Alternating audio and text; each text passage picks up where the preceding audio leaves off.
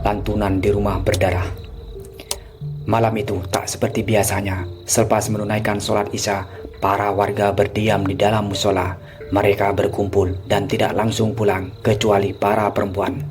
Semua duduk rapi di posisinya. Setelah selesai membaca doa, sang ustadz memberikan mikrofon kepada Anwar, sang kepala desa.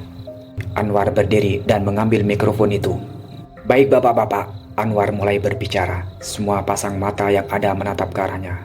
"Seperti rencana kita sebelumnya, malam ini kita akan melakukan pengajian di rumah Pak Joko. Hal ini guna mendoakan almarhum supaya tenang di alamnya, supaya almarhum diterima di sisi Allah SWT," tutur Anwar menjelaskan. "Dan saya juga mohon bantuannya pada Pak Ustadz untuk memimpin pengajian malam ini. Juga kepada para warga, bagi yang memang punya waktu luang, saya mohon untuk ikut meramaikan pengajian." Sosok pria berpeci putih dengan surban di baunya itu lalu berdiri menggantikan Anwar di hadapan para jemaahnya. "Ya bapak-bapak, karena kita sudah selesai di sini, mari kita berangkat ke rumah Pak Joko. Sebelumnya, bacalah bismillah supaya semua niat baik kita diberi kelancaran oleh Allah SWT. Bismillahirrohmanirrohim." Semua jamaah kemudian berdiri secara bersamaan dan mulai berjalan keluar dari musola. Bejo yang juga ada di sana lalu mengambil satu kardus berisi air minum untuk dibawa ke lokasi pengajian. Tak hanya Bejo, Reza pun turut ikut dalam pengajian tersebut. Mereka berdua keluar paling terakhir dari musola. Di kejauhan rombongan jamaah sudah berjalan mendahului. "Reza, habis bawa air minum ini, kita pulang aja kali ya. Pakai nanya kenapa lagi? Kamu gak ingat? Kita mau datang ke rumahnya Rian loh. Nanti kalau kita ketemu pocongnya lagi gimana?" tanya Bejo sambil mulai berjalan. Reza mengikuti di sampingnya. "Hus, jangan gitu kamu. Ngomong yang baik-baik aja. Lagi juga niat kita kesana kan baik. Rian itu teman kita juga, Jo. Biar gimana pun kita harus ikut bantu doa supaya dia tenang di sana. Teman sih temen, tapi udahlah. Ikut aja, jangan banyak omong. Kamu gak inget, dulu kamu main game, naik level. Siapa yang bantuin kalau bukan Rian?" ucap Reza yang kemudian mempercepat langkahnya. "Reza, pelan-pelan. Gak lihat nih aku bawa kardus minuman berat." Mereka berdua berjalan mengikuti rombongan para jemaah dari belakang, melewati tepian sawah yang agak licin, lalu belok ke sebuah jalan setapak menuju pemukiman warga yang agak ramai. Agak jauh dari rumah-rumah warga yang sederhana, sebuah rumah megah berdiri dengan 2 lantai yang mewah. Di depan rumah Pak Joko, 2 orang pemuda dengan kaos polos tengah duduk dibantu sambil menghisap sebatang rokok dan segelas kopi yang masih panas. Begitu melihat rombongan datang, mereka langsung mematikan rokok dan meminum kopi sampai habis. "Ah, panas," keluh salah satu pemuda.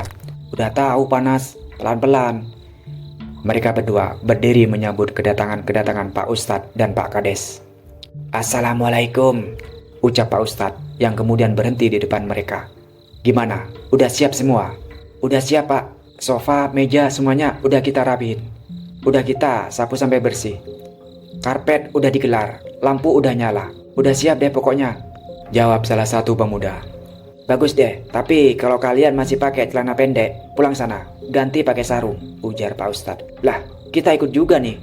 "Iyalah, udah sana cepetan, keburu mulai." Semua jamaah kemudian mulai memasuki pintu gerbang rumah Pak Joko yang sudah seminggu lebih dalam keadaan kosong. Meski kosong, tapi aliran listrik masih tersambung di sini sehingga mereka bisa menyalakan lampu ruang tamu. Walaupun lampu ruang tamu menyala, lantai 2, kamar dan ruang lainnya gelap gulita. Satu persatu, mulai dari Anwar masuk ke dalam rumah. Karpet hijau sudah digelar rapi di ruang tamu yang cukup luas. Debu-debu sudah dibersihkan. Mereka hanya tinggal duduk dan langsung memulai pengajian. Para jamaah duduk membentuk segi 4 dan saling berhadapan layaknya pengajian pada umumnya. Reza mulai menyiapkan pengeras suara dan mikrofon yang akan digunakan oleh Pak Ustadz. Sementara itu, Bejo membagi-bagikan air minum kepada para jemaah yang datang. Mereka juga masing-masing memegang buku Yasin yang dibawa dari musola. "Langsung aja ya Pak, biar gak terlalu malam selesainya," ucap Anwar. Tanpa banyak basa-basi, Pak Ustadz langsung menggenggam mikrofon di tangannya. Mulutnya mulai membaca doa-doa yang diikuti dengan jamaah lainnya. Suasana yang semula hening pun berubah menjadi ramai dengan lantunan doa-doa dari jamaah yang datang.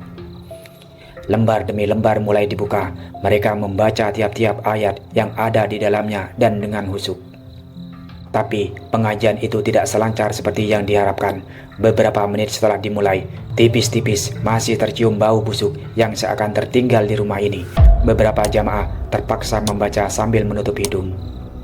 Belum selesai, kali ini suara tangisan terdengar dari dalam kamar yang gelap. Beberapa jamaah langsung menyadarinya.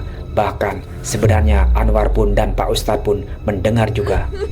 Suara tangisan itu mirip dengan suara tangisan Dita, istri Pak Joko. Salah satu seorang jamaah menoleh ke arah taman di sampingnya. Mereka lalu saling bertatapan. Kepala mereka mengangguk seolah mengisyaratkan kalau keduanya sama-sama mendengar tangisan itu. Para jamaah tampak mulai tak nyaman. "Bu Dita, kita kesini mau doa ya. Jangan ganggu ya Bu," ucap Bejo sambil melihat sekitar dengan wajah takut. "Shh." Dengan wajah kesal, Anwar menegur Bejo sambil menaruh jari telunjuknya di depan bibir, mengisarkan agar ia diam. Suara lantunan doa terdengar beriringan dengan suara tangisan yang makin lama makin jelas terdengar, menusuk dan memaksa telinga para jamaah untuk mendengarnya, membuyarkan konsentrasi mereka. Belum lagi dengan bau busuk yang belum menghilang, para jamaah mulai menunjukkan gelagat tak nyaman. Tapi pada akhirnya, para jamaah bertahan di tengah suasana mencekam itu, sesekali melirik satu sama lain, sampai akhirnya mereka membuka lembar terakhir dan mulai menutup pengajian ini dengan doa. Para jamaah mengangkat tangannya, mengamini semua doa yang keluar dari mulut Pak Ustadz. Sekitar pukul 9:30 malam, para jamaah berjalan meninggalkan rumah Joko. Pengajian telah selesai. Pak Ustadz dan Anwar menyerahkan semuanya pada pemuda yang ditugaskan untuk merapikan kembali tempat itu. Dua pemuda itu merapikan karpet yang panjang, menutupi lantai keramik sambil membungkuk. Tangan mereka menggulung-gulung karpet hingga rapi. Setelah itu, barulah sama-sama mereka angkat bersama-sama dan membawanya keluar. Sebelum keluar, tak lupa mereka mematikan lampu. Seketika, cahaya menghilang dan ruang tamu pun kembali gelap. "Udah selesai pengajiannya. Semoga tenang ya Pak Joko dan keluarga," ucap salah satu pemuda sambil berjalan mendekat ke pintu. "Iya, makasih ya," terdengar suara perempuan menjawab dari arah belakang. Mereka berdua berhenti, lalu saling menatap satu sama lain. Wajah mereka mendadak menjadi tegang. Nafas mereka memburu dan jantungnya berdegup kencang. Ada sesuatu di belakang mereka. "Lihat nggak ya?" tanya salah satu pemuda. "Jangan!" Tapi pemuda itu malah nekat menoleh ke belakang. "Woi, gue bilang jangan lihat!" Saat salah satu pemuda melihat ke arah belakang, tepat di ujung ruangan yang gelap, ia melihat sosok Bu Dita, istri Joko, tengah berdiri seorang diri. Dengan memakai kain kafan yang tampak masih baru, wajahnya pucat pasi dan matanya putih polos tanpa pupil. Sosok itu tersenyum ke arah kedua pemuda itu, memamerkan deretan gigi hitamnya.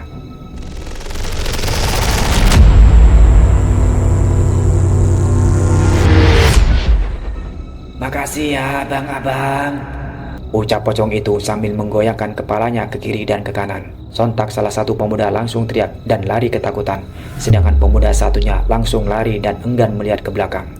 Karpet yang harusnya mereka bawa ke musola, akhirnya mereka tinggal di rumah itu. Malam-malam semenjak rumor itu beredar, kini tak ada lagi warga yang berani keluar di atas jam 9 malam. Bahkan jam selepas Isya pun hampir semua rumah sudah menutup pintu dan jendelanya.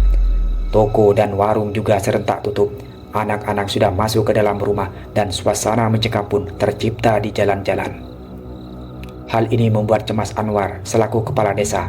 Malam itu, ia mendatangi rumah Bejo karena ada keperluan tertentu. Ia melangkahkan kakinya di jalan tanah setapak menuju ke sebuah rumah sederhana yang temboknya sudah agak retak. Anwar mulai masuk ke halaman rumahnya yang diisi dengan sepeda motor usang dan kandang ayam. "Assalamualaikum Bejo," panggilnya sambil mengetuk pintu. Tak lama terdengar jawaban dari dalam. Suara langkah kaki seseorang juga terdengar dari dalam rumah mendekat ke arah pintu. Gagang pintu berkarat itu mengeluarkan bunyi saat seseorang memutarnya dari dalam. Kemudian pintu dibuka. Bejo pun bertemu dengan sang kepala desa. "Pak Kades," sapanya. "Jo, kamu bukannya ronda malam ini?" tanya Anwar. "Lah, Emang masih ada ronda, Pak? Ya masih lah. Emang siapa bilang nggak ada ronda? Kegiatan ronda tetap jalan kayak biasa. Bejo menghela nafas lalu memalingkan wajah. Ya Pak, sekarang warga aja jam 9 udah sepi. Udah nggak ada yang berani keluar gara-gara pocong. Terus masa saya malah keluar?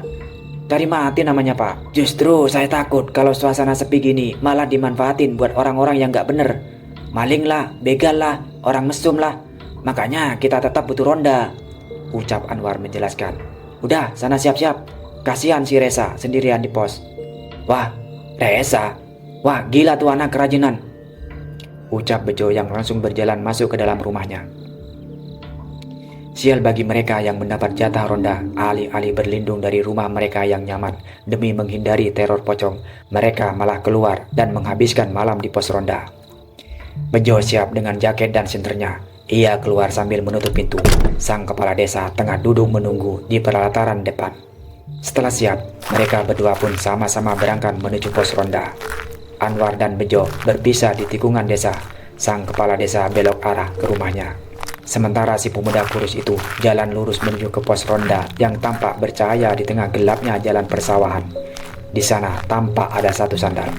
Resa tengah asik berbaring di atas lantai pos ronda yang dingin sambil bermain ponselnya. Matanya fokus melihat layar, jari-jarinya mengusap-usap sosial media. Suara jangkrik dan kodok dari sawah menemani malamnya. Terdengar suara tawa misterius tepat dari belakang pos ronda. Resa yang mendengarnya pun terdiam. Ia tegaskan lagi telinganya. Suara tawa itu semakin jelas terdengar. Bulu kuduknya pun berdiri. Ia segera bangkit dan duduk sambil melihat sekitar. Siapa? Tanya Resa. Resa menelan ludah. Ia yakin suara itu berasal dari belakang pos ronda. Dengan jantung berdebar, ia keluar dari pos ronda dan berjalan ke belakang pos untuk memastikan suara apa yang mengganggunya itu. Sebelum mengeceknya, ia membaca doa terlebih dahulu. Lalu Resa memberanikan diri menengok ke bagian ke belakang pos. Wah! Teriak Bejo yang muncul tiba-tiba yang mengagetkan Resa, membuat temannya itu kaget bukan main sampai melompat ke belakang. Beruntung dirinya berpegangan pada tiang listrik, kalau tidak pasti Resa sudah tercebur ke sawah. Bejo, gila kamu ya, bikin orang kaget, kata Resa marah. Ketakutan ya? Makanya ngapain kamu sendirian di sini malam-malam? Ya ronda, ngapain lagi? Balas Resa sambil berjalan kembali ke pos ronda. Bejo mengikuti dari belakang. Orang-orang juga pada di rumah, kamu malah kerajinan ronda di sini. Mereka berdua lalu masuk kembali ke dalam pos ronda. Angin kencang mulai menerpa mereka. Beruntung jaket yang tebal melindungi mereka dari hawa dingin malam yang terbawa angin.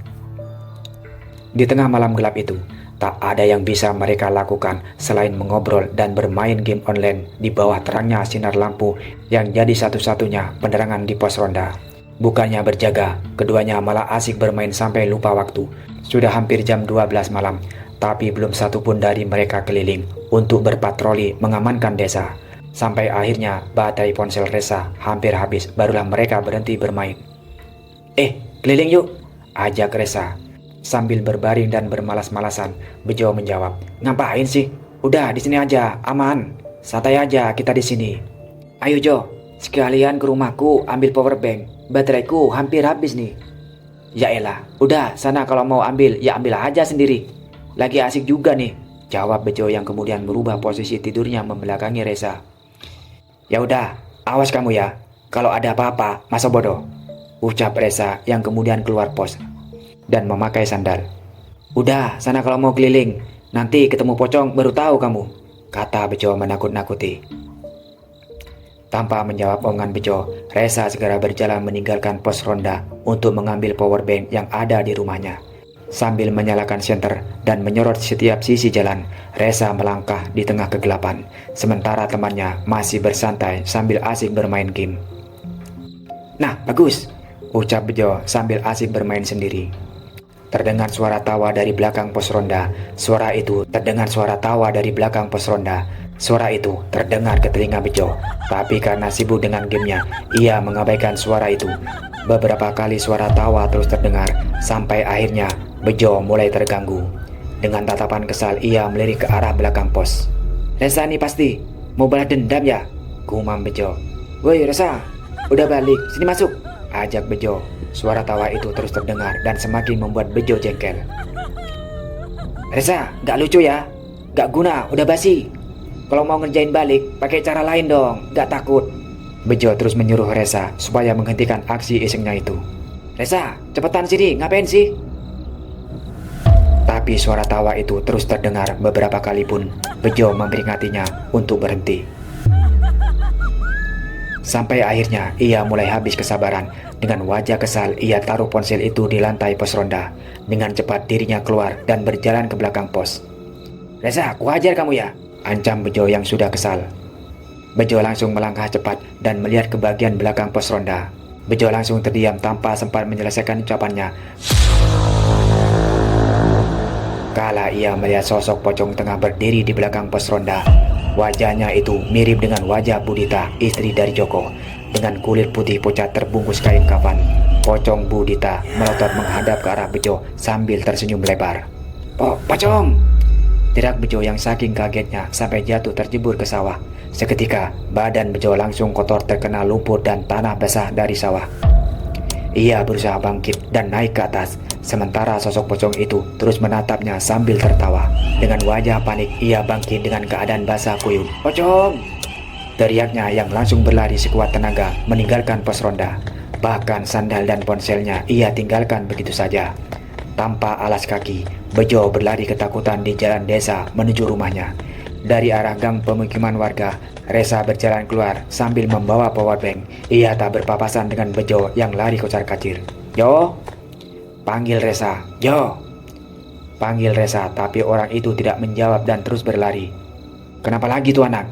gumam Reza sambil menatap temannya itu dengan wajah bingung.